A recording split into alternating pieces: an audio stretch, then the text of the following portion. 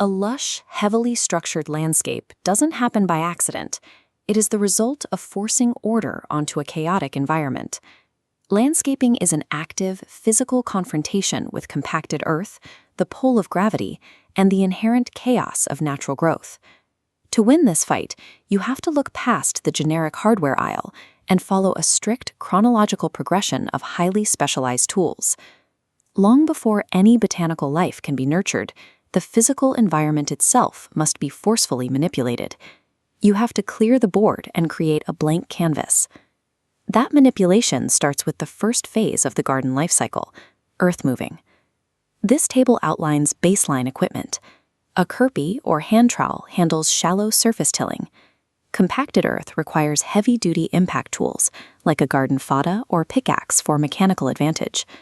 For deep structural planting, a post hole or double-blade auger scales investment up to 1,500 rupees.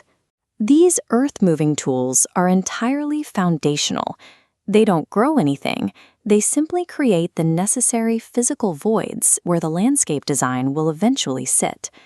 Once the earth is prepped and plants grow, a new problem emerges: gravity. Without help, they will sprawl outward in chaotic directions. To prevent that collapse, you deploy training tools.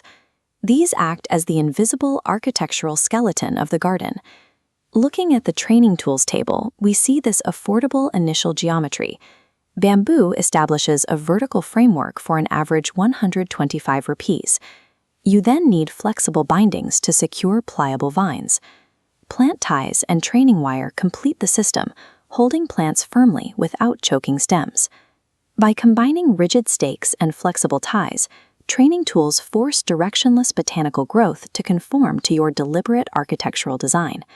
With the structure in place, the core biological requirement becomes hydration. The logistical challenge is delivering that water evenly across heavily varied plant types. This table, covering watering tools, shows the entry point for hydration. Manual methods, like a standard watering can or a DIY bucket with holes, are ideal for highly localized, low-budget needs, like nursing early seedlings. But as a landscape increases in physical size, automation becomes necessary. This diagram illustrates the resulting trade-off. Manual watering demands high daily labor, but costs very little, while automated systems drop that labor to near zero, but require a significant upfront financial cost. Returning to the tools list, we can see that premium investment. Area irrigation requires drip irrigation kits or rotary sprinklers. These are highly efficient, slow watering systems that leap in price up to 3,000 rupees and beyond for complex, established beds. As the garden grows in density, you eventually trade your own physical labor for automated systems just to keep the entire sprawling landscape alive. Here is the paradox of a successful garden. If the plants are perfectly healthy, their unchecked growth will eventually overrun and obscure the very design you worked so hard to build. This brings us to pruning tools, the final phase of the toolkit. These act as surgical instruments, used to enforce your design parameters over time. Pruning requires understanding a critical mechanical difference. You cannot use the same blade to cut living green tissue that you use to cut dead, brittle tissue. This chart highlights why.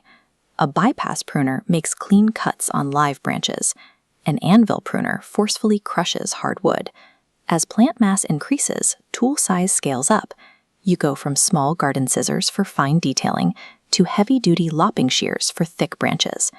Pruning isn't about indiscriminately chopping away waste. It is an ongoing process of selective destruction, executed to dictate exactly how a plant will grow in the future.